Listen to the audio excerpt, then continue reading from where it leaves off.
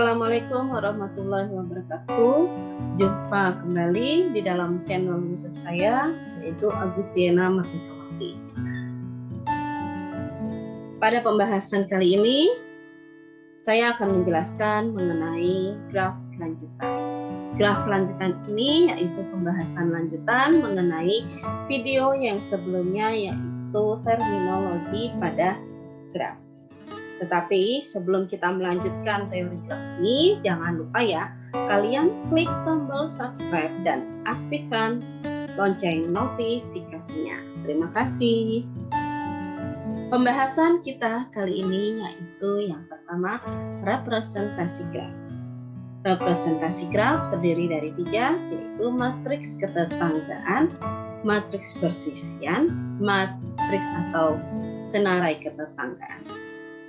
Selanjutnya yang kedua, graf isomorfik. Yang ketiga, graf planar dan graf bidang. Graf keempat, rumus Euler dan graf dual. Yang kelima, lintasan dan sirkuit Euler. Yang keenam, lintasan dan sirkuit Hamilton. Yang ketujuh, aplikasi pada graf. Representasi pada graf ada 3 macam, yaitu dengan matriks ketetanggaan atau yang disebut dengan adjacency matrix. Yang kedua, matriks persisian yang disebut dengan insidency matrix. Yang ketiga, dengan senarai ketetanggaan, yaitu adjacency list. Kita bahas terlebih dahulu yang matriks ketetanggaan. Matriks ketetanggaan G adalah matriks dwimata yang berbentuk N kali N. Misalkan, terdapat G dengan simpul dan ruas adalah graf dengan N simpul, N lebih besar sama dengan 1. Berarti N-nya atau simpulnya tersebut harus lebih besar sama dengan 1. Jika matriks A dinamakan IJ atau AIJ, maka di sini ada pernyataan AIJ akan bernilai 1 jika simpul I dan J bertetanggaan atau berdekatan, tetapi akan bernilai 0 jika simpul I dan J tidak bertetanggaan atau atau berjauhan. Matriks ketetanggaan bernilai 0 ini menyatakan false dan bernilai 1 itu menyatakan true. Dan matriks ini dinamakan dengan matriks 0, 1 atau 0-1. Matriks ketetanggaan didasarkan pada pengurutan nomor simpul. Di sini terdapat n faktorial. Cara pengurutan nomor simpul berarti ada n faktorialnya.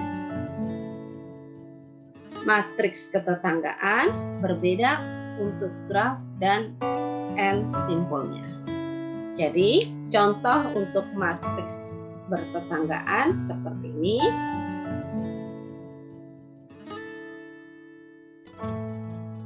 Ini matriks ketetanggaan dari graf yang terhubung, yaitu setiap simpulnya terhubung dengan simpul yang lainnya. Di sini terdapat graf dengan 4 buah simpul dan ruasnya dari 1 ke 2, 1 ke 3, 3 ke 4, 2 ke 4, dan 2 ke 3. Selanjutnya kita menentukan ruasnya terlebih dahulu dengan cara kita menghubungkan dari simpul ke 1 dengan simpul yang lainnya. Contoh 1 dengan 2, maka di sini kita gabungkan 1 dengan 2. Selanjutnya ada 1 dengan 3. Ini 1 dengan 3. Selanjutnya 2 dan 3. Ini ruasnya 2 dan 3. Selanjutnya 2 dan 4. Berarti di sini untuk matriks ruasnya 2 dan 4. Selanjutnya 3 dan 4. 3 dan 4. Setelah kita menentukan matriks ruas ini, selanjutnya kita buat matriks ketetanggaannya. Buat matriksnya, ya, bentuk matriks kan seperti ini. Ya. Untuk yang 1, 2, 3, 4 ini adalah simpulnya, dan yang di atasnya juga sama simpulnya 1, 2, 3, 4. Selanjutnya, ya, setelah kita buat simpulnya terlebih dahulu, kita isi dengan 0, 1. Ya. Dari persamaan yang ini, 1 jika simpul I dan J bertetanggaan. Tapi 0 jika simpul I dan J tidak bertetanggaan. Sehingga di sini kita lihat 1 dengan 1. Ada tidak terhubung 1 dengan 1? Tidak, berarti kita beri kasih nilai 0. Selanjutnya 1 dengan 2. Ada tidak bertetanggaan 1 dengan 2? Ada, berarti 1 dengan 2 kita beri dengan 1. Selanjutnya 1 dengan 3. Ada ya di matriks luasnya, berarti ini 1. Selanjutnya 1 dengan 4. Ada tidak 1 dengan 4? Tidak ada, berarti 0. Selanjutnya 2, 1. Berarti kita baca kebalikannya. 2, 1. Berarti di sini ada 1. Selanjutnya 2, 2. Ada tidak? Tidak ada. 0. 2, 3. Kita cari 2, 3. Ada. Berarti 1. 2, 4. Kita cari 2, 4. Ada tidak? Ada. Berarti kita beri nilai 1. Dan seterusnya seperti itu. Ini yang disebut dengan matriks ketetanggaan. Contohnya pada graf yang terhubung. Selanjutnya, ini matriks ketetanggaan pada graf yang tak terhubung. Diambil contoh di sini ada simpul 1, 2, 3, 4, dan 5. Ini dikatakan graf tak terhubung. Kenapa graf tak terhubung? Karena ada satu simpul yang tidak menghubungkan kemanapun. Itu yang dikatakan graf tak terhubung. Selanjutnya kita buat dulu ruasnya. Berarti 1 terhubung dengan 2. Selanjutnya 1 terhubung dengan 3. Selanjutnya 2 terhubung dengan 3. 3 terhubung dengan 4. Selanjutnya dari ruas ini kita buatkan matriksnya. 1, 2, 3, 4, 5 ini adalah simpulnya. Ya, yang ini juga sama yang di atas 1, 2, 3, 4, 5 ini adalah simpulnya.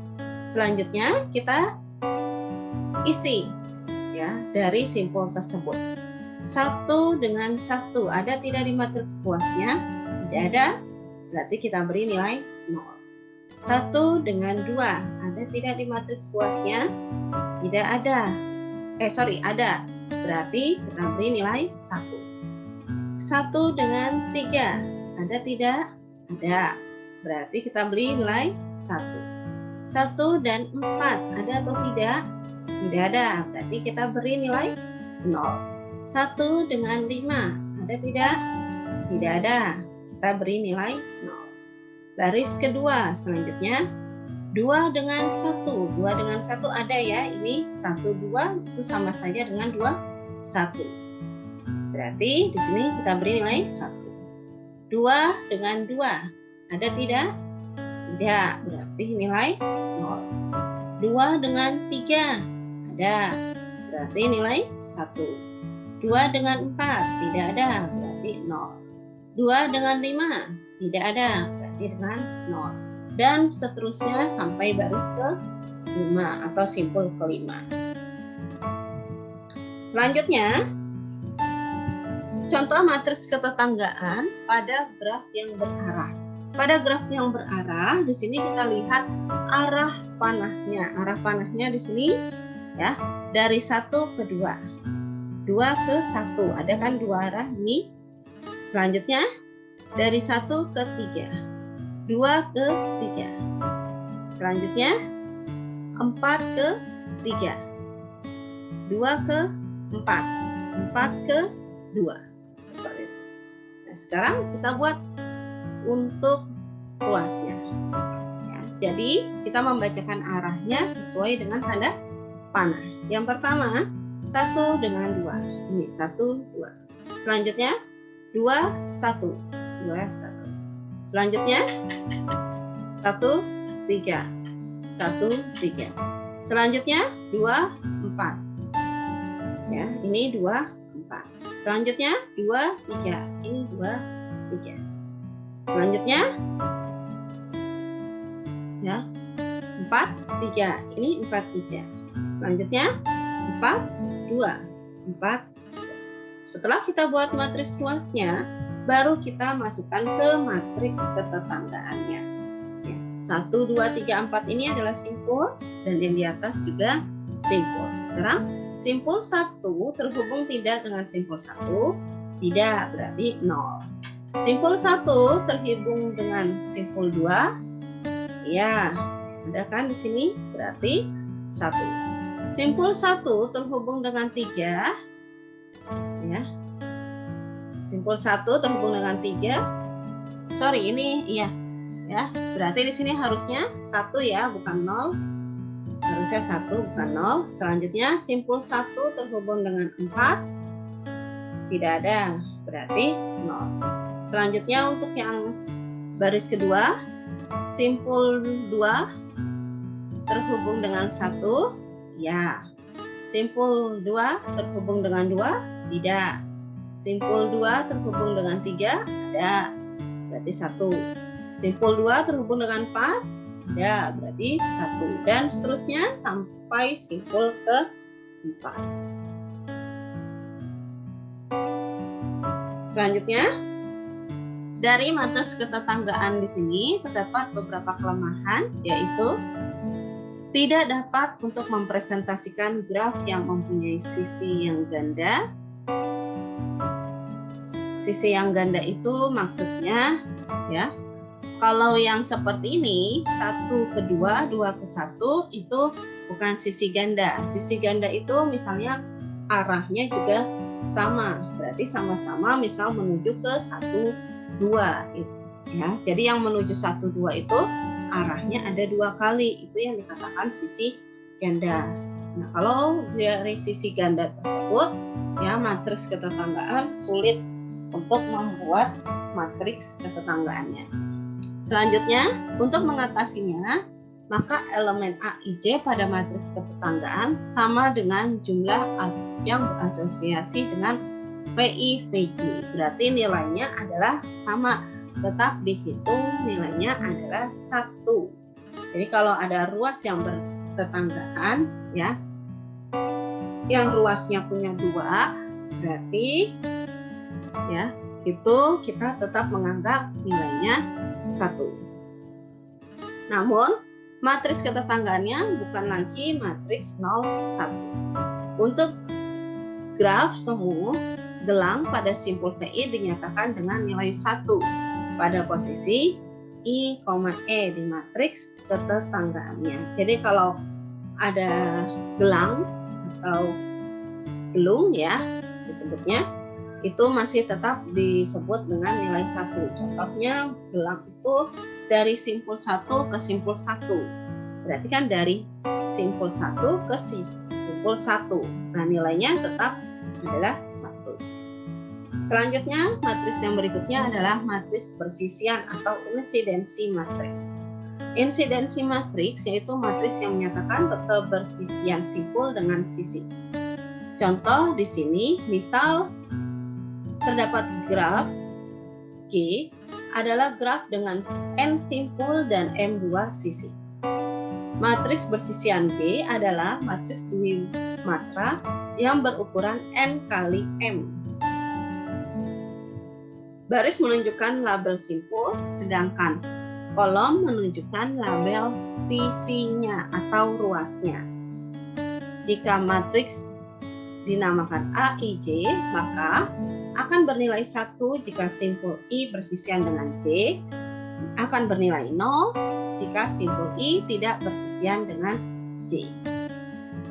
Matriks bersisian dapat digunakan untuk merepresentasi graf yang mengandung sisi ganda atau sisi gelang. Jadi, untuk yang matriks insidensi di sini, ya, keterhubungan simpul dengan ruasnya. Kalau tadi kan simpul dengan simpul, ada keterhubungan atau tidak. Tapi kalau ini simpul dengan ruasnya. Suatu simpul terdapat ruas apa saja. Ya, itu maksud dari insidensi. Diambil contoh seperti ini bentuknya. Ya.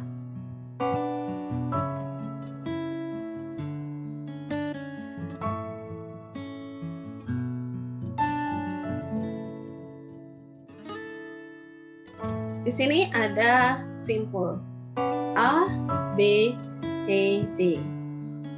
Untuk simpul A, B, C, D ini anggap saja simpul 1, 2, 3, dan 4. Selanjutnya di sini simpul A ke B atau simpul 1 ini ya punya dua ruas, yaitu E1 dan E2. Selanjutnya dan E4. Berarti di sini yang bernilai 1 adalah E1, E2, dan E4. Yang E3, E5 tidak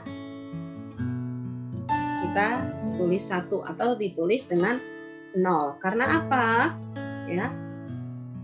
Simpul A ini atau simpul 1 ini ya terdapat hanya ruas E1, E2, dan E4.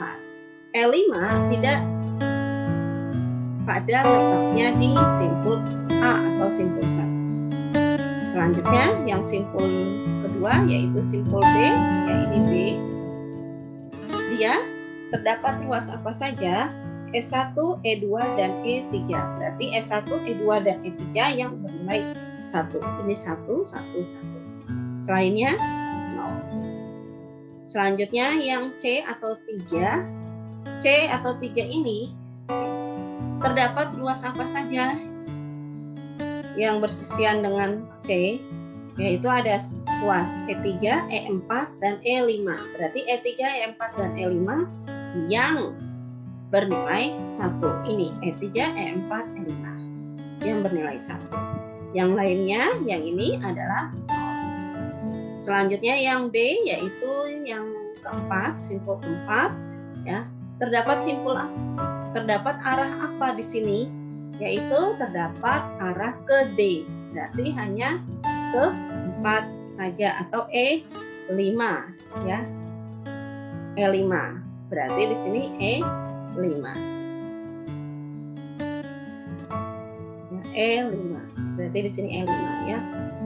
Nah, ini yang dikatakan matriks bersisian. Selanjutnya, di sini ada contoh berikutnya kembali. Ada simpul V1, V2, V3, V4, dan V5.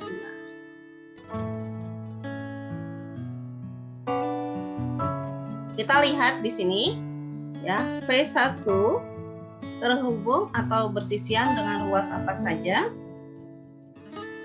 Dengan ruas E1, E4, E5, E2. Berarti yang E1, E2, E4, E5 yang bernilai 1. E1, E2, E4, E5 bernilai 1. Selain itu, kita beri nilai 0. Selanjutnya yang simpul kedua, ya, V2 bersisian dengan ruas E1 dan E3. Berarti hanya E1 dan E3 yang bernilai 1. Yang lainnya kita kasih nilai 0, 1 dari sini. Selanjutnya simpul ketiga, ya, ada E2, E3, E6, E7. E2, E3, E6, dan E7. Bernilai 1. Kasih nilai 1. Dan V4 di sini ada ruas apa saja? E4, E8, dan E6. Berarti yang bernilai 1 hanya E4, E6, dan E8. Yang lainnya 0. Dan simpul kelima ada ruas apa saja? E5, E8, dan E7. Berarti E5 ya, ini harusnya 1 ya, E5 bernilai 1, bukan E6 ya, harusnya E5. E6-nya harusnya 0, E7-nya di sini 1, E8-nya 1. Selanjutnya kita masuk yang senarai ketetanggaan. Senarai ketetanggaan di sini yaitu membuat ruas pada grafnya.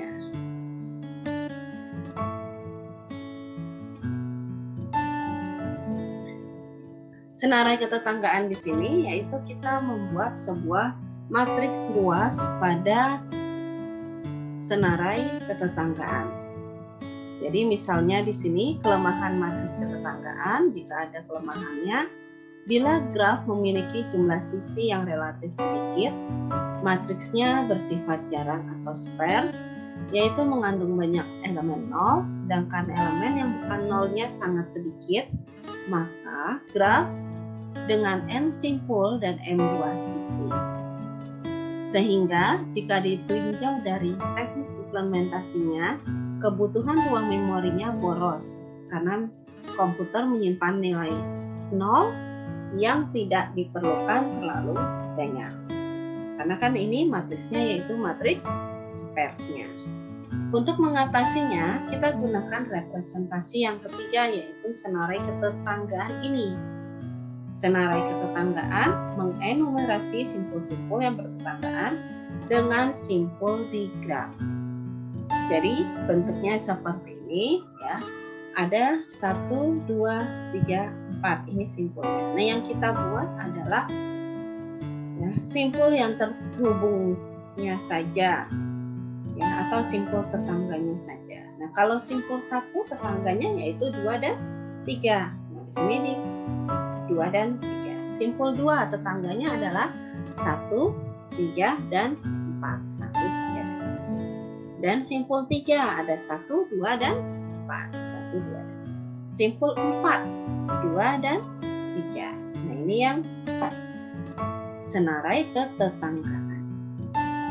Selanjutnya, ini juga senarai ketetanggaan untuk yang graf tak terhubung. Simpul 1 tetangganya yaitu 2 dan 3. Simpul 2 yaitu tetangganya 3 dan 1. Simpul 3 tetangganya adalah 1, 2, dan 4. Simpul 4 tetangganya adalah 3. Selanjutnya kita masuk ke matriks ketetanggaan ya, untuk senarai ketetanggaan. Di sini simpul 1 bertetangga dengan 2. Simpul 2 bertetangga dengan 1, 3, dan 4. Lihat arah panahnya ya. Selanjutnya simpul 3 bertetangga dengan 1. Simpul 3 tidak bertetangga dengan 4 karena arah panahnya kan ini dari 4 ke 3 bukan 3 ke 4. Selanjutnya simpul 4 bertetangga dengan 2, arah panahnya kedua, dan ketiga. Selanjutnya kita masuk ke isomorphic graph. Isomorphic graph yaitu dua buah graf yang sama tapi secara geometrinya berbeda. G1 isomorfik dengan G2, G1 tidak isomorfik dengan G3. Jadi maksudnya gimana? Ya.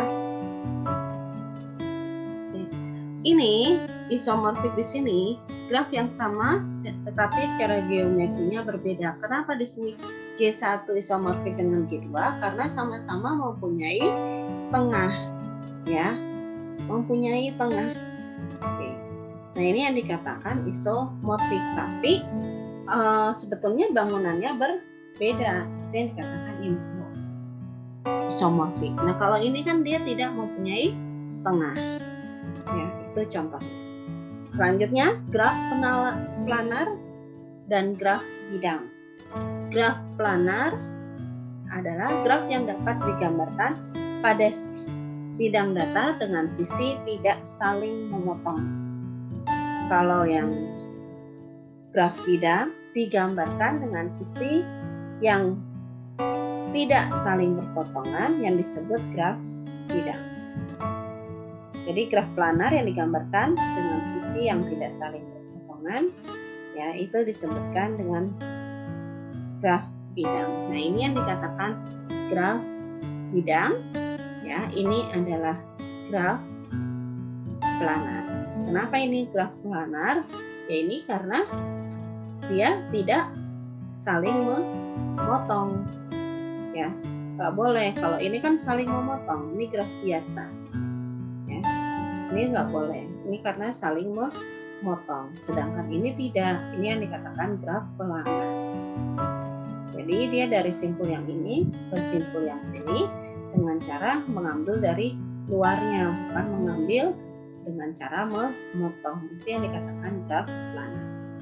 Selanjutnya, Euler dan graf dual.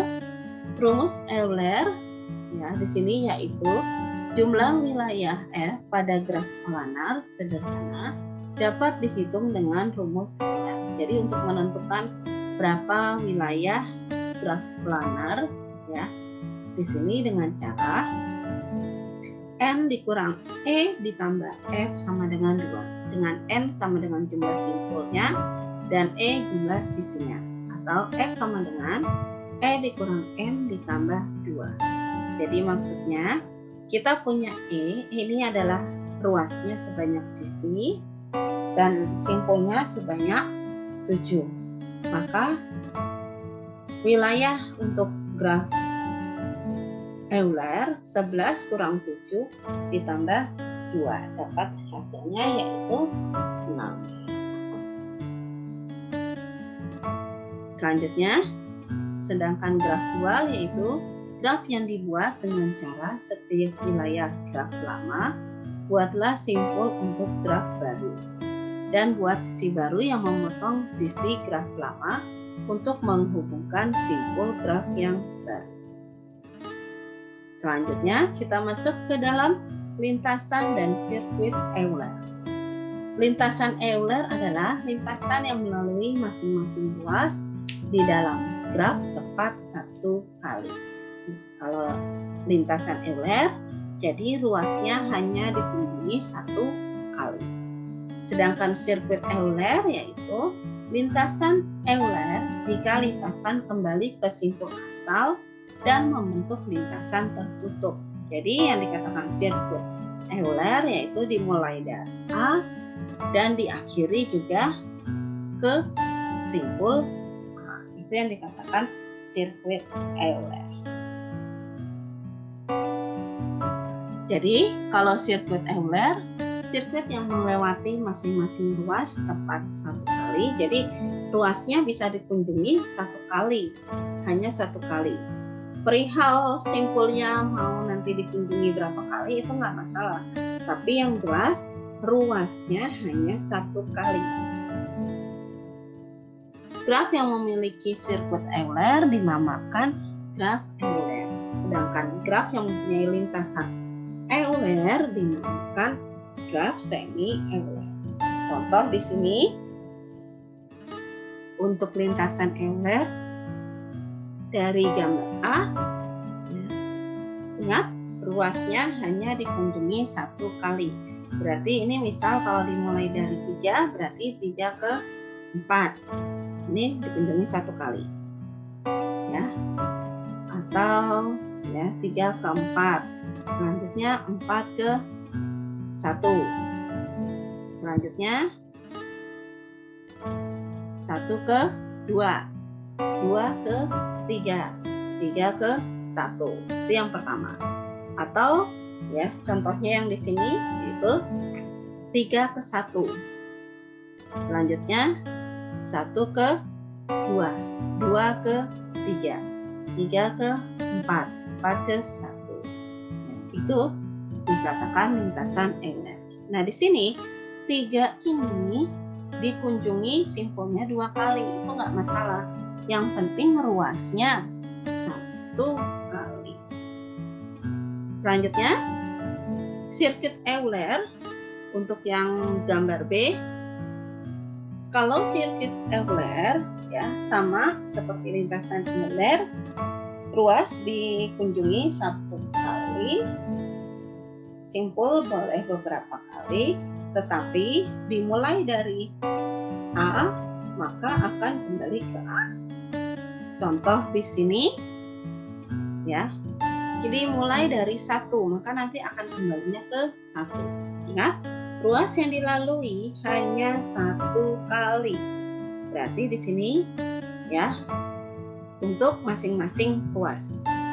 1 ke 2, 2 ke 3, 3 ke 4, 4 ke 7, 7 ke 3, 3 ke 5, ini 5 ya harusnya, 3 ke 5, 5 ke 7, 7 ke 6, 6 ke 5, 5 ke 2, 2 ke 6, 6 ke 1. Nah ini kan masing-masing ruas hanya dilalui 1 kali. Jadi masing-masing ruas hanya dilalui 1 kali. Jadi nggak boleh ada ruas yang tidak dilalui. Itu yang dikatakan lintasan, itu yang dikatakan sirkuit Euler atau lintasan Euler. Selanjutnya, lintasan dan sirkuit Hamilton. Lintasan Hamilton adalah lintasan yang melalui tiap simpul di dalam graf tepat 1 kali. Kalau Hamilton, simpulnya yang hanya dilalui 1 kali. Sedangkan sirkuit Hamilton yaitu sirkuit yang melalui tiap simpulnya tepat 1 kali, kecuali simpul asal dan simpul akhir. Jadi kalau untuk yang Hamilton, simpulnya hanya dilalui 1 kali, kecuali pada awal atau akhir. Itu boleh sekaligus 2. Selanjutnya, graf yang mempunyai sirkuit Hamilton dinamakan dengan graf Hamilton. Graf yang mempunyai lintasan Hamilton disebut dengan graf semi Hamilton. Contoh di sini ya, kita mengecek apakah graf tersebut Hamilton atau semi Hamilton atau tidak keduanya. Dan berikan alasannya mengapa tidak seperti itu. Contoh, ini yang gambar A. Gambar A ini adalah graf Hamilton, yaitu lintasannya dari 3, 2, 1, 4. Kenapa graf Hamilton? Karena masing-masing simpul sudah dikunjungi. Itu yang pertama. Selanjutnya yang kedua, yaitu graf B. Yang B ini. Ingat, kalau Hamilton semua simpul dikunjungi 1 kali. Berarti di sini kita mulai dari 1. Berarti nanti akan kembali ke 1. Contoh, 1, 2, 3, 4, 1 kembali. Itu yang graf semi Hamilton atau sirkuit Hamilton. Ya, sirkuit Hamilton itu kan sirkuit yang dimulai dari simpulnya A, berarti berakhirnya di A.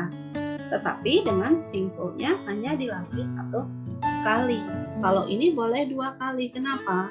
Karena berada di posisi awal dan akhir. Tapi simpul yang di tengahnya hanya dilalui 1 kali. Selanjutnya, yang bukan graf Hamilton, yaitu ini. Ya, kenapa ini? Karena kalau kita lalui jalurnya, misal 1, 4, 3, 2 bagaimana? Kan semua simpul harus terhubung. Atau misalnya saya dari 3, 4, 2, satunya tidak bisa, ya kan? Nah ini makanya karena ada satu yang tidak bisa dihubungkan, maka dikatakan bukan graf Hamilton atau bukan graf semi Hamilton. Jadi dua-duanya bukan. Selanjutnya kita masuk aplikasi pada graf. Aplikasi pada graf di sini ada 3, yaitu lintasan terpendek atau shortest path. Yang kedua, persoalan perjalanan perdagangan atau traveling salesperson atau disingkat dengan TSP. Dan yang ketiga, persoalan tukang postina atau Chinese postman problem. Yang pertama yaitu lintasan shortest path. Ciri-cirinya yaitu lintasannya memiliki arah. Setiap lintasan terdapat bobot. Setiap lintasan harus terhubung dengan simpul sirkuit Euler. adalah lintasan Euler jika lintasan kembali ke simpul awal asal membentuk lintasan tertutup. Contohnya di sini, misalkan simpul pada graf dapat merupakan terminal komputer atau simpul komunikasi dalam suatu jaringan. Sedangkan sisi menyatakan atau ruas menyatakan saluran komunikasi yang menghubungkan dua terminal. Bobot pada graf dapat menyatakan biaya pemakaian saluran komunikasi antar dua terminal, bisa dikatakan jarak antar dua terminal, atau waktu pengiriman pesan antar dua terminal. Kita ambil contoh saja nanti, yaitu waktu antar pengiriman pesan. Selanjutnya, persoalan lintasan terpendek di sini adalah menentukan jalur komunikasi terpendek antar dua buah terminal komputer. Lintasan terpendek akan menghemat waktu pengiriman pesan dan biaya komunikasi. Contoh di sini, ini terdapat sebuah graf, ya. Ada simpul 1, 2, 3, 4, 5. Nah, simpul ini kita cari dulu alurnya. Pertama, kita telusuri satu-satu. 1, 4, 5. Kan dimulai dari 1 dan diakhiri dengan 1. Kan simpul asalnya 1, tujuannya 5. Anggap di sini kita ingin mengirim pesan dari simpul 1 ke simpul 5, tapi dengan waktu yang terpendek. Label-label ini 10, 7, 4, 5, 6, 8, 9 ini adalah waktunya. Saya ambil contoh di sini, kita telusuri dahulu 1, 4, 5. Berarti untuk bobotnya 7 tambah 9 dapat 16. Selanjutnya 1, 2, 5. Berarti 10 tambah 5, 15. Selanjutnya 1, 2, 3, 5. Berarti 10, 6 tambah 8. Dapat hasilnya 24. Selanjutnya 1, ya, 2, 3, 4, 5. Berarti 10, 6, 16 tambah 5, tambah 4, 14 tambah, ya, 10 tambah 6, 16, 16 tambah 4, 20, 20 tambah 9, 29. Selanjutnya 1, 4, 3, 5. Berarti 1 ke 4, 7, 7 tambah ke 3, 4, 11, 11 tambah 8, 19. Ini. Selanjutnya 1, 4, 3, 2, 5. Berarti 1 ke 4, 7, 7 ke 3, 4, 11, 3 ke 2, 6. Berarti 11 tambah 6, 17, 17 tambah 5, 22. Dari hasil ini kita bandingkan mana yang paling kecil, yaitu 15, dan yang paling besar adalah 29. Jadi critical path atau jalur terpanjang adalah yang 29 ini, jalurnya yaitu 1, 2, 3, 4, 5. Sedangkan yang jalur terpendek adalah 15, yaitu 1, 2, dan 5. Selanjutnya, ya, berikut ini bisa jadikan latihan.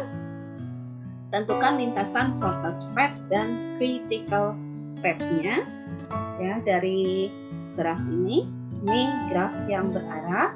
Kalau seperti ini, perhatikan arahnya. Dimulai dari 1 menuju ke 5. Dari 1 menuju ke 5. Jadi awal mulainya simpul 1 menuju ke simpul yang ke-5. Selanjutnya, perjalanan pedagang atau traveling salesman.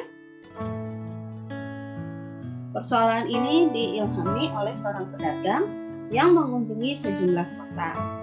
Uraiannya yaitu diberikan sejumlah kota dengan jarak antar kotanya. Tentukan sirkuit terpendek yang harus dilalui oleh seorang pedagang itu berangkat dari sebuah kota asal dan menyinggahi setiap kota tepat 1 kali dan kembali ke kota asal berangkat. Jadi maksudnya di sini ini ada graf. Anggap awalnya berada di simpul A. Nah, dia akan menuju ke kota-kota ini, kota B, kota C, kota D. Seperti ini. Tapi nanti dia akan kembali lagi ke kota si A. Berarti di sini dia pakai sirkuitnya sirkuit Hamilton. Ya.